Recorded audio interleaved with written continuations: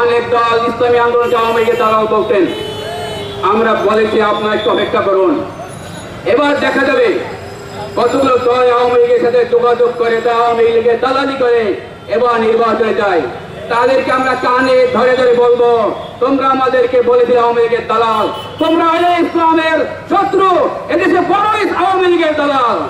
আপনারা অপেক্ষা করে দেখতে পারবেন, কারণ তফসিল ঘোষণার সময় আমরা ঢাকার রাজপথে ইসলামী আন্দোলন ছাড়া কাউকে রাজপথে দেখতে পাই নাই। আজ সারা বাংলাদেশে, শুধু সিলেট নয়, গোটা বাংলাদেশে আজকে আন্দোলনের প্রতিবাদ মুখর। বিচার কর্মনায় বলেছেন এই তফসিল আমরা প্রত্যাখ্যান করলাম।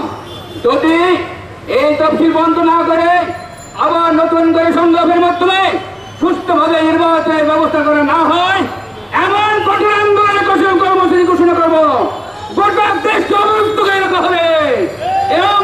পালিয়ে ভারত সুযোগ পাবে না। সংগ্রামী ভাই আমার, এই সরকার 14-18-র মতো বর্তমান নির্বাচন কমিশনার দলীয় সরকার একটি নির্বাচন করতে যাচ্ছে।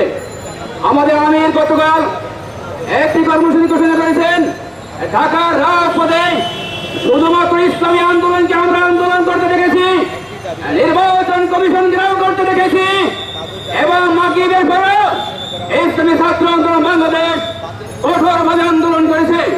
এই দেশবাসী আমরা জানিয়ে দিতে চাই, এই সরকারকে